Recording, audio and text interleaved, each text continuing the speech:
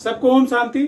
आज हम श्रीमद् भगवद गीता से अध्याय 10 के 9वें श्लोक के संदर्भ में चर्चा करेंगे और इसे 10-9 भी आप कह सकते हैं। तो 9वां पहले हम देखते हैं कि श्लोक है क्या। अगर आप इस श्लोक को ध्यान से सुनेंगे फिर आपको बहुत सारे लोगों का अर्थ खुद ही निकल आएगा। तो देखते हैं हम इस श्लोक है क्या। मत चित्ता मदगत प्राणा बोधयन्तः परस्परम। मत चित्ता मदगत प्राणा बोधयन्तः परस्परम कथयतश्च माम नित्यम तुष्यन्ति च रमन्ति च।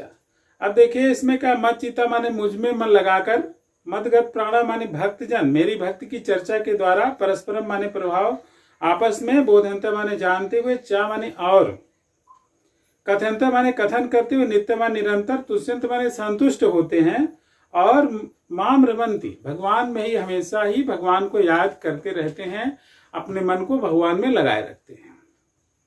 तो ये था इसका अर्थ और श्लोक आपको मैंने सुनाई दिया। अब हम इसके संदर्भ में थोड़ी सी चर्चा करेंगे, क्योंकि श्लोक ही कह रहा है कि तुष्यन्ति च रमन्ति च, किसमें, बोधयन्तः परस्परम। जो ज्ञानी लोग होते हैं वह परमात्मा की चर्चा में ही अपने समय को लगाते हैं।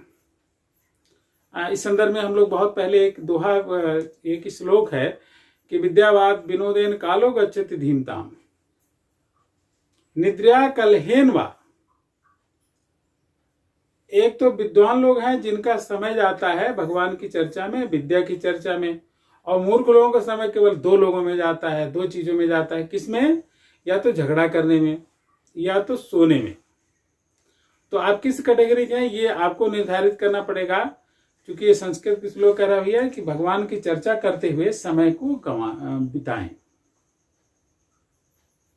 न कि आपस में एक दूसरे की बुराई। झगड़ा मतलब एक दूसरे की बुराई करते हुए। जब भी चार लोग मिल जाते हैं तो एक दूसरे की बुराई करके अपने समय को व्यतीत करते हैं, तो उनके भीतर ही क्या होती है, बुराई ही पैदा होती है। अगर हम भगवान की चर्चा करेंगे, अच्छे गुणों की चर्चा करेंगे, तो हमारे भीतर अच्छाई पैदा होगी। तो परस्परम से क्या तात्पर्य, आपस में, ठीक ना, आपस में हम वो चर्चा करें जो हमारे कल्याण के लिए है। क्योंकि परमात्मा हम सबका परम पिता है, तो उसकी याद करने से हमें क्या होगा, हमारे भीतर दिव्य शक्तियों का जागरण होता है। तो दिव्य शक्तियों के जागरण के लिए उसका source, ultimate source of power कौन है, परमात्मा है। जब उस अल्टीमेट यानी सबसे जो उत्तम स्रोत है हमारे भीतर शक्ति का, परमात्मा है, और उसके अनुसार हम अपने जीवन को व्यतीत करते हैं, तो बहुत सारी बुराइयां तो हमारे भीतर स्वतः ही गायब हो जाती हैं। क्यों?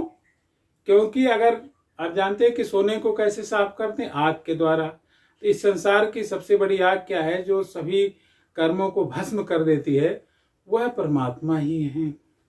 क्योंकि परमात्मा की याद से सारे कर्म संस्कार भस्म हो जाते हैं।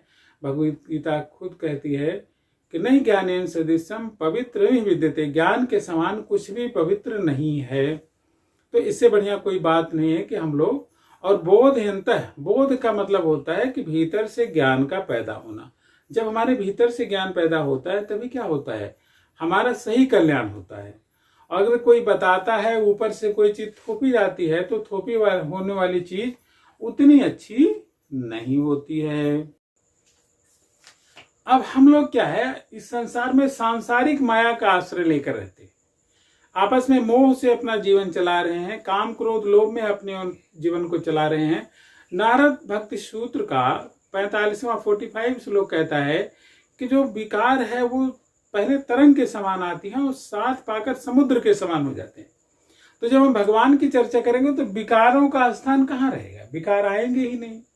वास्तव में जो ये विकार है हमारे, काम क्रोध लोभ मोह, यही तो हमारे जीवन को निम्नतम पथ की ओर ले जाते हैं।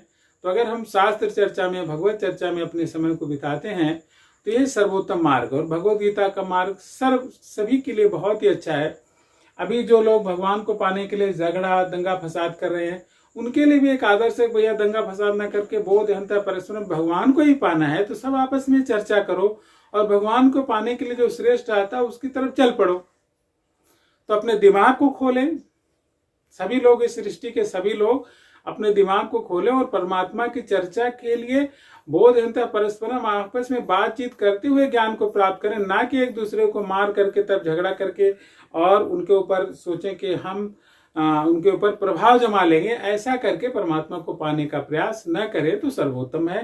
तो इसके साथ साथ भगवद गीता के गीताकार को नमन करते हुए और जो भगवान की अदृश्य सत्ता है उसको नमन करते हुए, इस संसार के ज्ञानी जनों को नमन करते हुए, ये जो भगवान के संदर्भ में चर्चा की गई है इसमें जो कुछ भी त्रुटियां हों उसके लिए परमात्मा से और ज्ञानी जनों से क्षमा प्रार्थना के साथ ओम शांति।